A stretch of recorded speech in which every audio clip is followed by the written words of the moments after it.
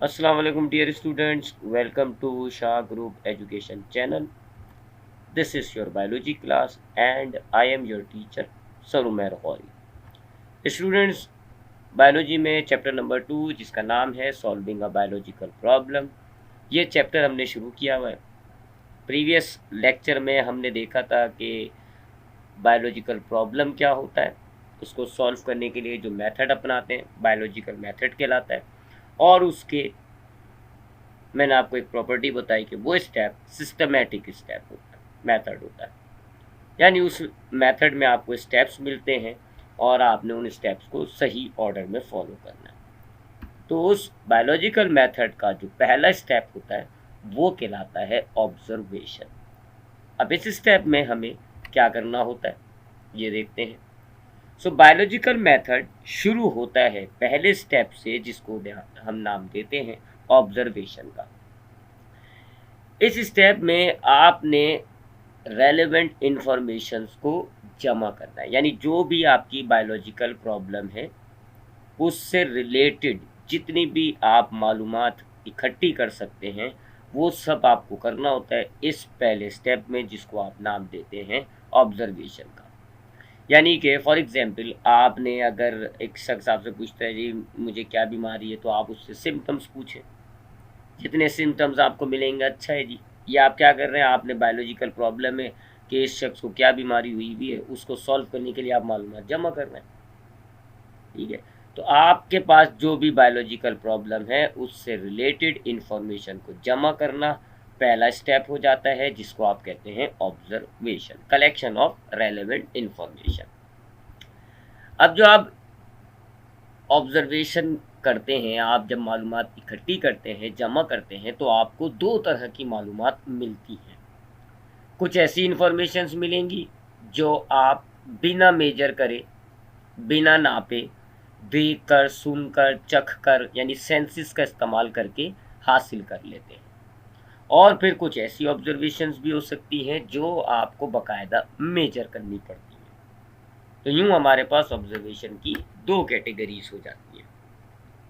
एक कहलाती है क्वालिटेटिव ऑब्जर्वेशंस और दूसरी कहलाती है क्वांटिटेटिव ऑब्जर्वेशंस।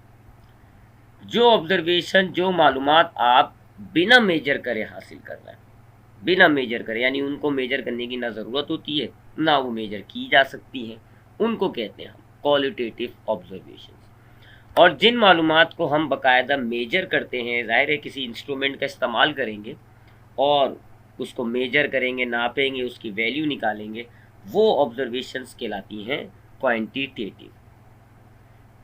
यानी कि जिन ऑब्जर्वेशंस का ताल्लुक चीज़ों की क्वालिटी से होता है वो हैं जी पहली कैटेगरी की क्वालिटेटिव ऑब्जर्वेशन, और जिन चीज़ों का ताल्लुक क्वांटिटी से, मिकदार से होता है वो क्वांटिटेटिव होती है। ठीक है, तो जब भी आपके पास बायोलॉजिकल प्रॉब्लम है, आपने उसको सॉल्व करना है, बायोलॉजिकल मेथड अपनाना है, तो पहला स्टेप होगा मालूमात जमा करना, ऑब्जर्वेशन कहलाएगा। अब जब आप मालूमात जमा करेंगे तो कुछ ऐसी मालूमात होंगी जो मेजर करके हासिल होंगी और कुछ ऐसी मालूमात होंगी जो बिना मेजर करे आप हासिल कर लेंगे। जो मेजर करके हासिल करते हैं क्वांटिटेटिव कहलाती हैं, जो बिना मेजर करे हासिल कर लें क्वालिटेटिव कहलाती हैं। वैसे तो दोनों ऑब्जर्वेशंस हासिल की जाती हैं, बट जो क्वांटिटेटिव ऑब्जर्वेशंस हैं यानी जो मेजर करके हासिल की जाती है वो ज़्यादा एक्यूरेट मानी जाती है।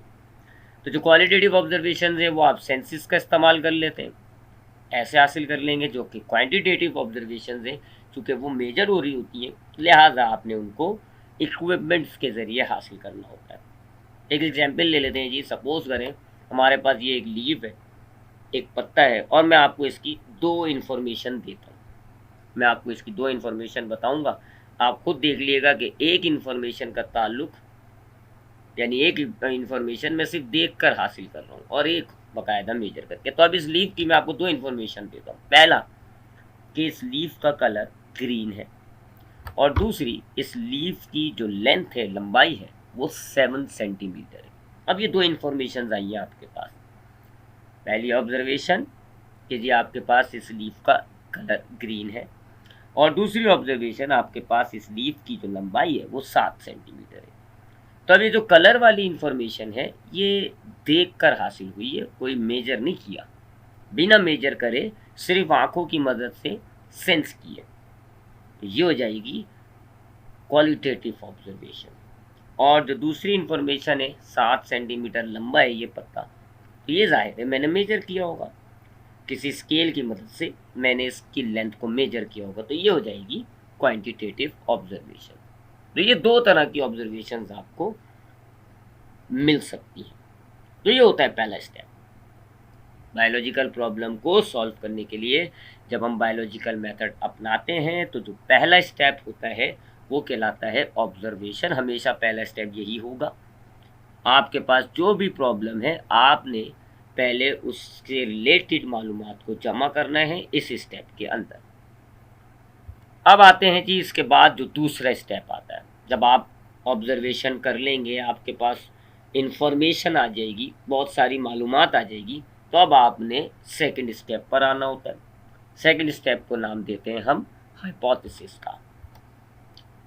सो ऑब्जर्वेशन के बाद जो नेक्स्ट स्टेप होता है इट इज़ हाइपोथेसिस।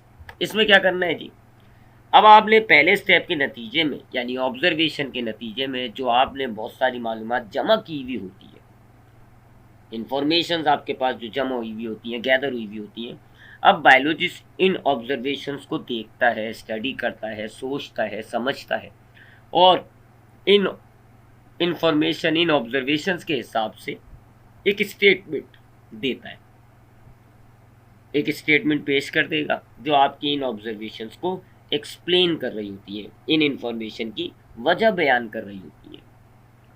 सो ये जो बायोलॉजिस्ट ने इंफॉर्मेशन ऑब्जर्वेशन को देखकर समझकर जो स्टेटमेंट दी है, जो बयान जारी किया है, इस स्टेटमेंट को आप कहते हैं हाइपोथेसिस। ठीक है, जैसे आपको कहा गया, आपको आप कमरे में बैठे हुए हैं, आपको इन्फॉर्मेशन मिली कि जी काले बादल आए हुए हैं, बिजली कड़क रही है, तो अब ये इन्फॉर्मेशन आपके पास आई जी, तो आप एक अंदाज़ा, एक स्टेटमेंट दे देंगे जी इस ऑब्जर्वेशन के हिसाब से कि बारिश होने वाली है। आपने क्या किया, आपने इन्फॉर्मेशन मिली, आपको ऑब्जर्वेशन मिली और आपने उन ऑब्जर्वेशन को जहन में रखते हुए एक स्टेटमेंट जारी कर दी।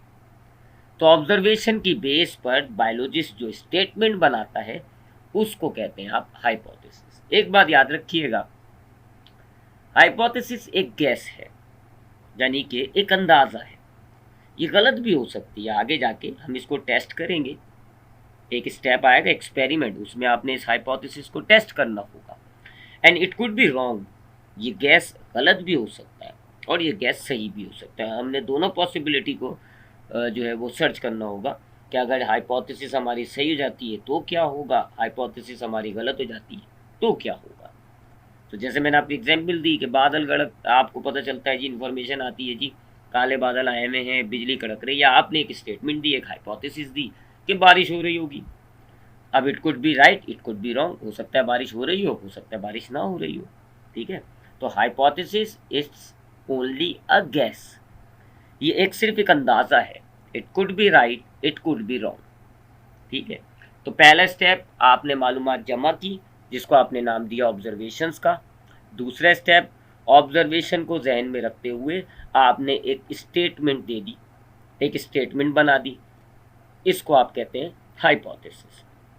एक एग्जाम्पल ले लेते हैं जी, यहाँ पर एक एग्जाम्पल को साथ साथ लेकर चलते हैं ताकि हमारे लिए ये चीज़ें समझना आसान हो जाए। अब सपोज करें ये एक डॉक्टर है और इसके सामने एक पेशेंट आके बैठता है।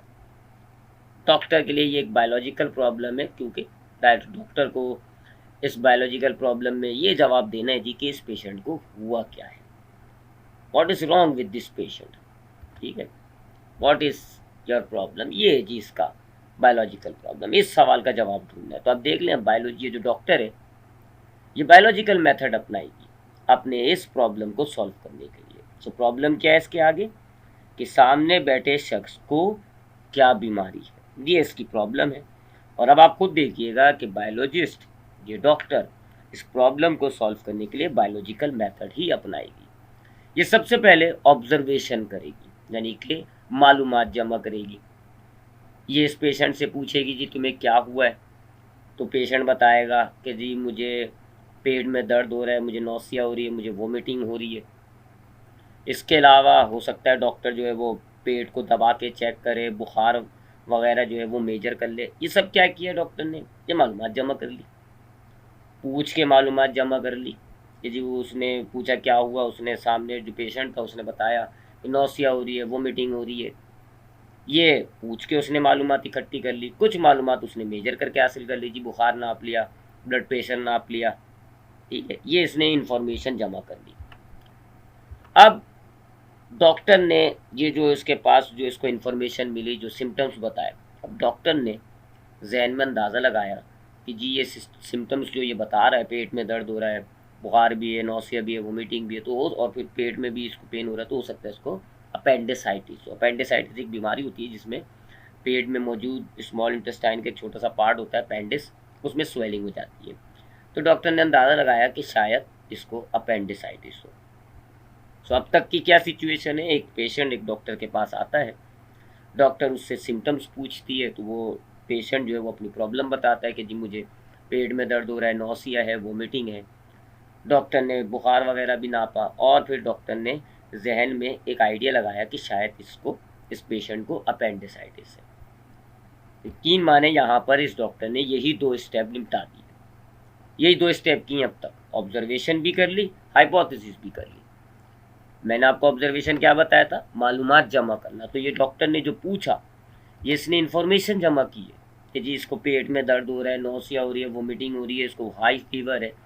ये सब डॉक्टर ने इन्फॉर्मेशन जमा की है, यानी पहला स्टेप किया, ऑब्जर्वेशन। अब इसमें जो उसने सुना कि जी पेट में दर्द हो रहा है, नौसिया है, वोमिटिंग है, ये तो सुनकर हासिल कर ली, तो ये क्वालिटेटिव ऑब्जर्वेशन हो गई। और जो बुखार मेजर किया है वो क्वांटिटेटिव हो गई। ठीक है, तो ये पहला स्टेप किया इसने, मालूमात इकट्ठी करी, ऑब्जर्वेशन। फिर दूसरा स्टेप वही हाइपोथेसिस। अब डॉक्टर ने ये जो इसको इन्फॉर्मेशन मिली, जो इसको सिम्टम्स बताए गए, डॉक्टर ने उसको जहन में रखते हुए एक हाइपोथेसिस जहन में बना ली कि जी शायद पेशेंट को अपेंडिसाइटिस हुआ है। अभी डॉक्टर को भी कंफर्म नहीं होगा, हो सकता है, डॉक्टर जानती है कि हो सकता है अपेंडिसाइटिस हो सकता है अपेंडिसाइटिस ना हो। तो डॉक्टर ने अभी ये सिर्फ एक गैस किया है। तो ये जो डॉक्टर ने गैस किया है कि पेशेंट को शायद अपेंडिसाइटिस हुआ है, ये इसकी हाइपोथेसिस हो गई। तो ये 2 स्टेप्स हो गए। पहले स्टेप में आपने मालूमात जमा करी और दूसरे स्टेप में आपने एक अंदाज़ा लगा दिया, एक स्टेटमेंट पेश कर दी, हाइपोथेसिस। उसके बाद थर्ड स्टेप आता है जी रीजनिंग। ऑब्जर्वेशन के बाद, हाइपोथेसिस करने के बाद थर्ड स्टेप जो होता है हमारा, उसको हम कहते हैं रीजनिंग। रीजनिंग में आपने अपनी हाइपोथेसिस के नतीजे को प्रिडिक्ट करना होता है। यानी अगर आपकी हाइपोथेसिस सही है, पहले ही कह चुका हूँ, हो सकता है हाइपोथेसिस सही हो सकता है हाइपोथेसिस आपकी गलत हो। और ये भी बता चुका हूँ कि आगे एक स्टेप में हमें हाइपोथेसिस को चेक करना होगा, लेकिन चेक करने से पहले हम उसके रिजल्ट को पहले से प्रिडिक्ट कर लेते हैं। हाइपोथेसिस बाद में चेक करेंगे, पहले हम उसके रिजल्ट को प्रिडिक्ट करके जहन में रख लेते हैं जी कि अगर हमारी हाइपोथेसिस सही है तो उसका ये नतीजा बनता है। तो ये हाइपोथेसिस को सही मानकर इसके रिजल्ट को प्रिडिक्ट करना, ये रीजनिंग कहलाता है। ठीक है, हाइपोथेसिस को सही माने, कॉन्सिक्वेंसेस जो होंगे उसको पहले से प्रिडिक्ट कर लें, रीजनिंग कहलाएगी। अब रीजनिंग भी 2 किस्म की होती है, एक कहलाती है इंडक्टिव रीजनिंग और एक कहलाती है डिडक्टिव रीजनिंग। ये 2 तरीके की रीजनिंग होती है, एक इंडक्टिव और एक डिडक्टिव। इंडक्टिव रीजनिंग में हमारे पास कोई स्पेसिफिक रिजल्ट होता है और उससे हम एक जनरल रिजल्ट बना लेते हैं। स्पेसिफिक मतलब खास रिजल्ट होगा, जनरल मतलब आम सा रिजल्ट बना लेंगे। यानी खास रिजल्ट से आम रिजल्ट बनाना इंडक्टिव रीजनिंग कहलाता है। और अगर हम उल्टा कर दें, इन्वर्स कर लें, अगर हमारे पास एक आम सा रिजल्ट है और उससे हम एक खास स्पेसिफिक रिजल्ट बना लें, ये डिडक्टिव रीजनिंग कहलाती है। मिसाल के तौर पे फॉर एग्जांपल आपको कहा जाए कि आपको ये सामने एक स्टेटमेंट लिखी हुई है, all fishes have scale so shark has scale, कि दुनिया की तमाम फिशेस की बॉडी पर छोटे छोटे स्केल्स मौजूद होते हैं। तब चूँकि शार्क भी तो एक फिश है, लिहाजा उसकी बॉडी में भी स्केल होंगे। तब अगर आप पहली लाइन देखें, ऑल फिशेस हैव स्केल, ये जो है वो एक जनरल रिजल्ट है, और आपने शार्क हैज स्केल या आपने एक स्पेसिफिक रिजल्ट बना दिया, ये हो गया इंडक्टिव। ठीक है, तो रीजनिंग थर्ड स्टेप हो गया। फर्स्ट स्टेप बायोलॉजिकल मेथड का ऑब्जर्वेशन, ऑब्जर्वेशन में आपने मालूमात जमा करनी होती है। सेकंड स्टेप हाइपोथेसिस, आपने ऑब्जर्वेशन के हिसाब से एक अंदाज़ा, एक स्टेटमेंट बयान करनी होती है। और थर्ड स्टेप में आपने हाइपोथेसिस के रिजल्ट को पहले से प्रेडिक्ट करना है। अब उसी एग्जाम्पल पे आते हैं। डॉक्टर ने सिम्टम्स पूछे थे, वो हो गई थी ऑब्जर्वेशन। डॉक्टर ने एक अंदाज़ा लगाया था कि शायद इस पेशेंट को अपेंडिसाइटिस है, ये हो गई थी हाइपोथेसिस। अब डॉक्टर इसकी रीजनिंग जहन में रख लेगा कि मे बी ये कि अगर इसको अपेंडिसाइटिस है तो इसका क्या नतीजा होगा कि इसकी जो अपेंडिक्स होगी वो इन्फ्लेम होगी, सूजी भी होगी। अगर ये इसका रिजल्ट प्रिडिक्ट कर रही है, अभी भी इसको ये नहीं पता कि जी वाकई में अपेंडिक्स इसकी सूजी हुई या नहीं, ये पहले से रिजल्ट जहन में रख रही है कि अगर इस शख्स को अपेंडिसाइटिस है तो इसका जो अपेंडिक्स है अगर हम टेस्ट करें, चेक करें तो वो इन्फ्लेम आएगा। तो ये जो स्टेटमेंट है कि अगर इसको अपेंडिसाइटिस है तो इसका अपेंडिक्स इन्फ्लेम होगा, इसको हम कहते हैं रीजनिंग। तो ये 3 स्टेप्स आज की क्लास में हमने चेक करने थे। पहला स्टेप होता है ऑब्जर्वेशन, जिसमें हमने बायोलॉजिकल प्रॉब्लम की से रिलेटेड जो इन्फॉर्मेशन होती हैं वो जमा करनी होती हैं। दूसरा स्टेप होता है हाइपोथेसिस, जिसमें हम ऑब्जर्वेशंस की बेस पर एक स्टेटमेंट, एक अंदाज़ा बयान कर लेते हैं, उसको हम कहते हैं हाइपोथेसिस। और फिर रीजनिंग आती है, जिसमें हमने हाइपोथेसिस के रिजल्ट को पहले से प्रेडिक्ट करना है। अब जो आगे के स्टेप होंगे वो इंशाल्लाह नेक्स्ट क्लास में देखेंगे। अगले स्टेप जो होते हैं उनमें आएगा एक्सपेरिमेंट, उसके बाद आएगा रिजल्ट, और फिर ये भी बात करेंगे कि अगर एक्सपेरिमेंट के नतीजे में हाइपोथेसिस गलत हो जाती है तो फिर क्या मामला होता है। इंशाल्लाह नेक्स्ट क्लास में अगले टॉपिक के साथ हाजिर होंगे। ख्याल रखिएगा अपना। अल्लाह हाफ़िज़।